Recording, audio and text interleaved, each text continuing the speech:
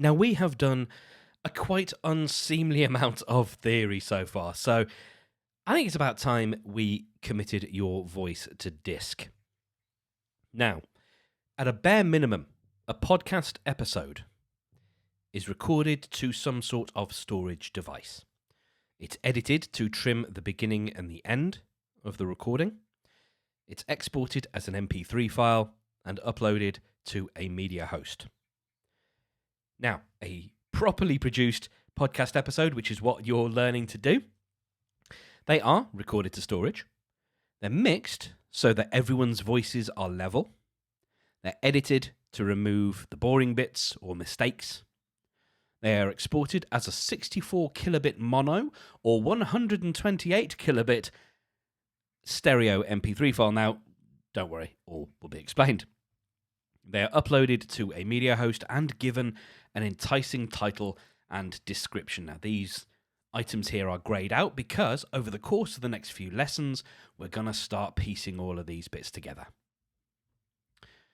So let's start thinking about solo episodes then. These are just, as we discussed before, it's just you and a microphone. The best thing for you to do here is check out the From Blog to Podcast course, which is linked down below. That gives you sort of all of the bits and pieces that you need. We use Audacity to record audio and to do the little bits of trimming and also to do dynamic compression and filtering and those things as well. But if you are on an iPad, then Ferrite is a really good alternative to Audacity, and all of that is covered in the From Blog to Podcast course. Now, if you're recording with hosts and guests over the internet, then you will want to use a service like Squadcast or Riverside. You may have heard of services like this. You may have heard of CleanFeed and Zencastr. The issues with those particular ones is you can't see the person you're speaking to, and that's really, really useful. As I found, I use both Squadcast and Riverside, and I find that I can use the video if I want to, but just being able to see the person that I'm speaking to, it creates a very different and much more fun and personable environment. So these are web-based applications. So it's just a URL that you go to, and you can give a link to your guests or co-hosts, and they can jump in on the call with you.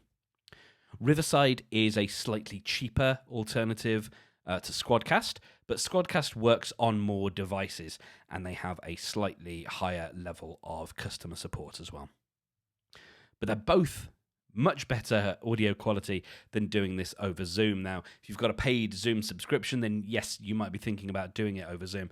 And the problem that you're going to end up with there is, it can just sometimes be fiddly because that's not what Zoom is meant for. Yes, you can record and you can even get each person speaking on a separate audio track, but if someone's internet drops out for a second, then you will hear that in the Zoom recording. Whereas if you use Squadcast or Riverside, the audio is recorded locally, so it's not a concern. If you've got hosts and guests in the same room, then you'll want to use multiple mics plugged into something like a Zoom P4. Now, this is a different Zoom from the people who make the web conferencing software. This is a company that make handheld audio recorders. They've basically been making the same device, but at a slightly different price point, shape, and number of holes. But you can take something like a Zoom P4, you can plug a bunch of microphones into it, get an SD card, and each input, each person speaking, is then recorded to a separate file and saved to that card. Or you can actually plug the Zoom P4 directly into your Mac or PC, and then use your audio recording software, even something like Audacity, and record all of the channels through there. If you're mixing and matching scenarios, I don't recommend it because it gets really tricky. But this might be if you've got a co-host and then you're interviewing people over the web, you still want to make sure that each person has their own microphone. You don't want people sharing microphones because that just ends up being very difficult to manage. Each person speaking needs to be on their own track in their editor so that you can make tweaks to each person's sound, because you'll get one person who's quite loud. Maybe there's some background noise in someone else's track, and you can only deal with that effectively when each person speaking is on a separate track. You want to avoid mixing in person and remote where possible, like I was describing. If you've got two people sat at their computers interviewing someone across the internet, it actually makes it really tricky. It's far easier if you send your co-host out to another room and they log into a remote call as if they were in their own space. There are so many different reasons. It's not worth going into them right now in detail, but just suffice it to say, it's actually far easier to record people in separate locations and stitch it together than it is to try and deal with what happens when you have two or more people together in the same room. So, some homework for you then. Write a simple script for your trailer.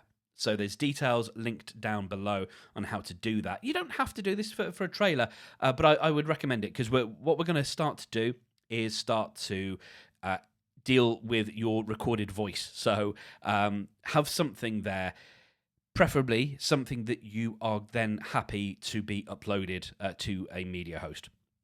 So start by just writing a quick description of your show that you can use as a trailer. You don't have to stick with it, by the way. If we get this uploaded and at some point you want to delete it, that's absolutely fine. And then record it using the recorder that is linked in the show notes.